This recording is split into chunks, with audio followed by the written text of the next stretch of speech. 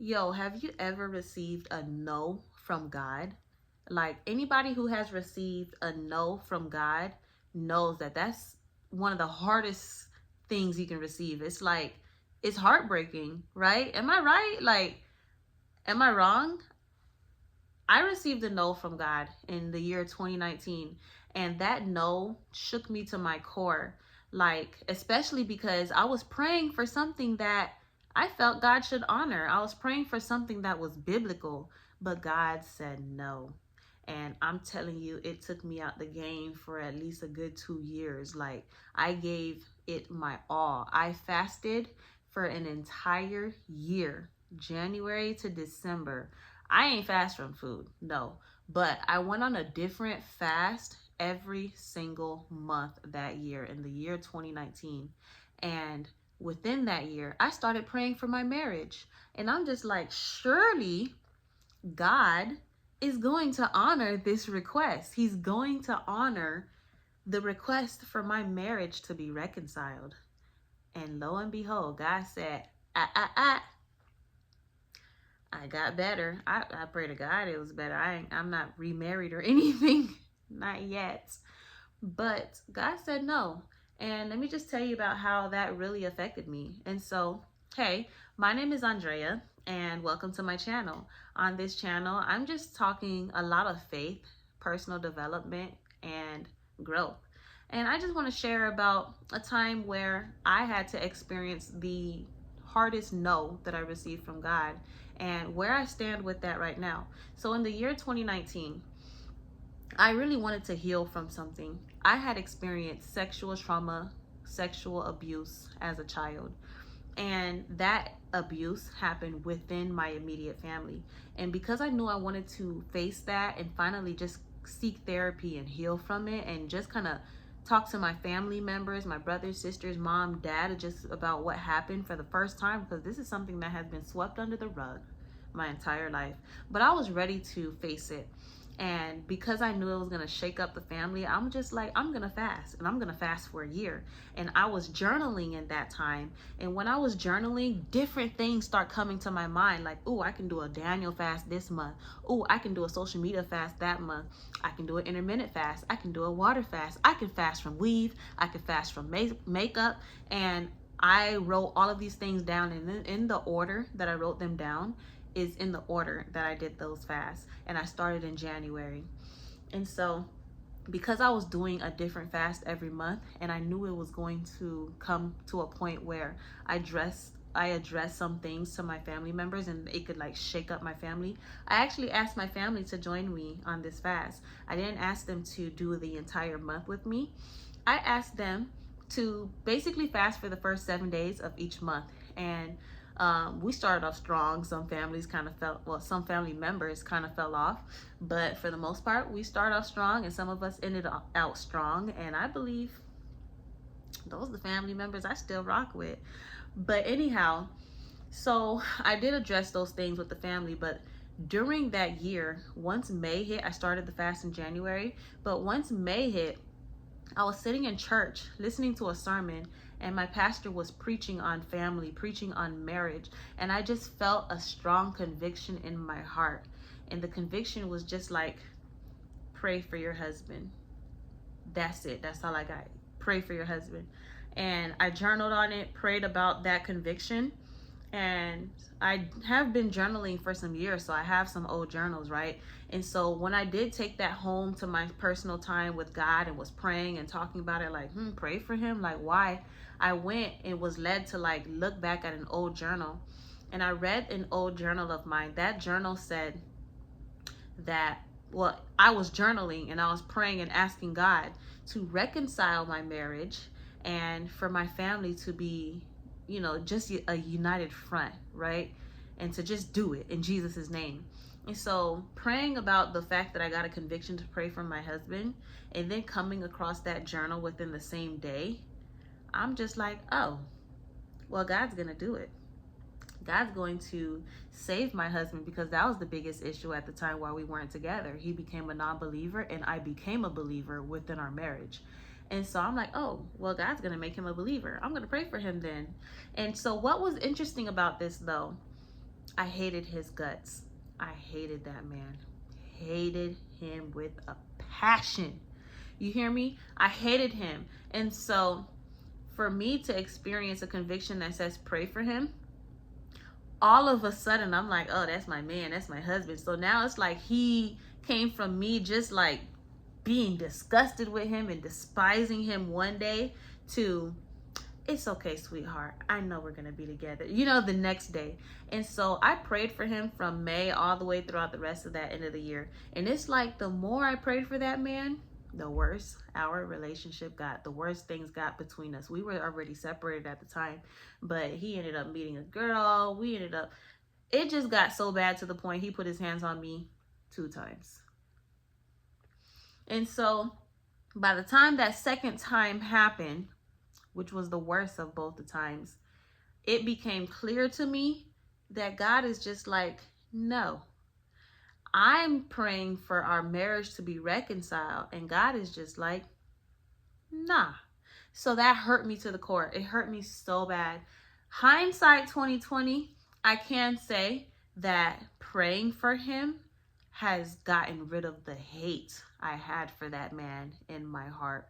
I hated him so much. And I can say that I don't hate him. As a human being, I love him. As God's child, despite his belief, I love him. So that's one of the benefits from praying for him, right? There's some other benefits as well. However, in the moment, I was crushed. I was hurt, okay? To know that I am praying for something that is biblical, praying for something that God honors, and God said no. I ain't fast for like another 2-3 years. I was done fasting. I was out of it. I ended up low-key back in the streets. Like, I just was like, I'm not gonna say I didn't want anything to do with God, because, you know, he's my father. And we here. So I can't really like deuces on him. You feel me? But I definitely was acting out in my pain for a couple of years. However, I am now convicted again to fast for 12 months, a different fast every month. And I want to definitely share my journey. I am probably going to kind of do a few different fasts from what I did back in 2019, but I'm definitely going to start in August. I felt this conviction during one of my personal study times, and I'm gonna do it. I'm gonna do it. So when I did feel that conviction, I ended up just kind of praying like, really, Lord, now? Because I'm just like, okay, yeah, I can do another year fast. Let's start next year in 6 months from now in January. But the Holy Spirit just was like, no, let's start now. And so I'm like, Lord, really? Now? Show me something. And when I finished praying that prayer, I opened up my Bible and God showed me Isaiah chapter 61. And I have this Bible right here, right? Where it's like you get little titles and stuff in each chapter. And so this chapter, the title, it says the year of the Lord's favor. Now, let me tell you this though. When you experience praying for something and God says no, what it does to you, it puts you in a, because that's a heartbreak. It's a disappointment, right? And once you experience heartbreak and disappointment, especially if you've experienced it over and over and over again, you get to a place where you protect yourself. I cut my own hair and I'm just hating what's happening here. I think I need to cut this a little shorter. Anyway, you protect yourself. You put a wall up. You put your guards up. Even with God. So God telling me no to my marriage, something that I felt like he would have honored, it just put me in a position, it put me in a place to not want to get my hopes up about a single anything that I ever wanted to pray for again. And there's a lot of things I want to pray for, right? There's a lot of things I do pray for, but I give my heart a position of But if you don't want to do it, Lord, then help me to accept your will, right? You just start saying prayers like that, and there's nothing wrong with, of course, yielding to God's will. But there's also an offense towards God when you don't test and see how good his will and perfect and pleasing will could be for your life. When you do not, when you pray mediocre prayers as if God can't do these grandiose things in your life, you know, he's just like, really? You just want to survive another day and that's it? Do you know I, own cattle on 1,000 hills? Do you know I can part the seas? Do you know that I can bring fire down from heaven, and all you're asking for is just to survive your work shift? Like, so there is an offense towards God, right? But man, oh man, I'm telling you, when you receive a no from God, it definitely puts you in a place where you want to put your walls up even towards him. However, after opening up the word and landing on Isaiah chapter 61, and it's titled The Year of the Lord's Favor, and of course I went on to read it. And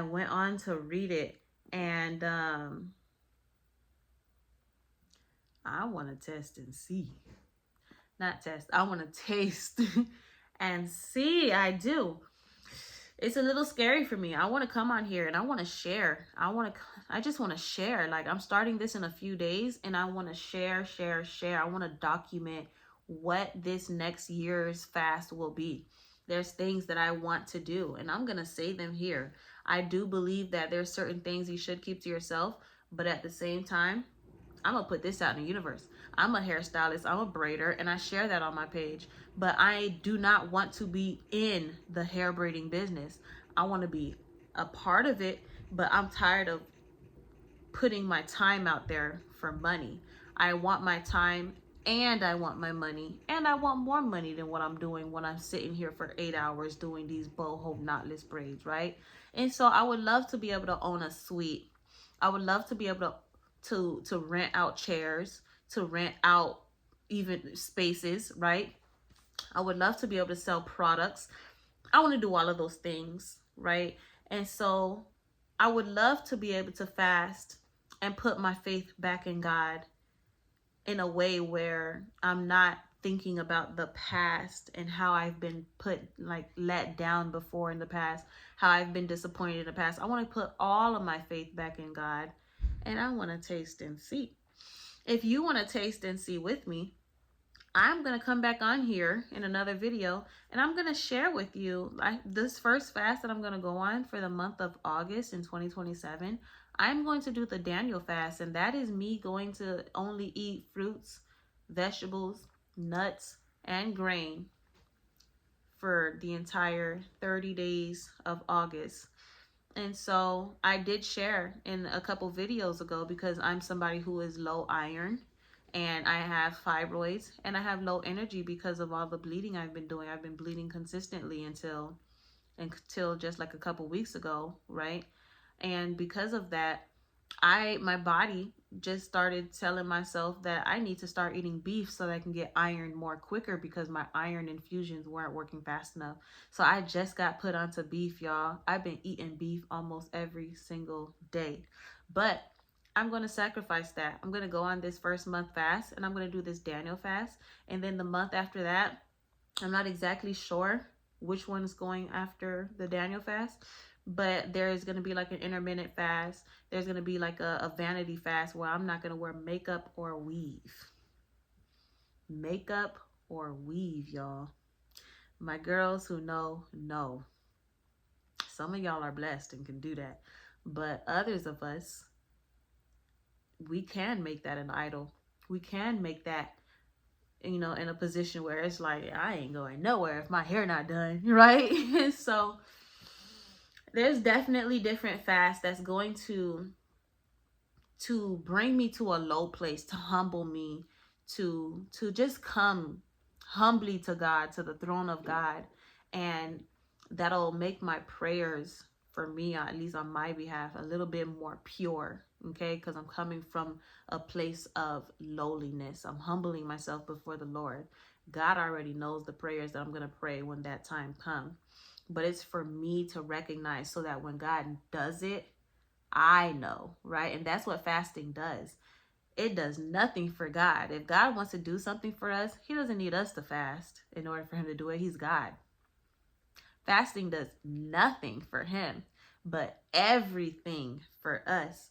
And so I think it'd be pretty dope if you're like watching this video and you want to join me on this fast. It is a big ask.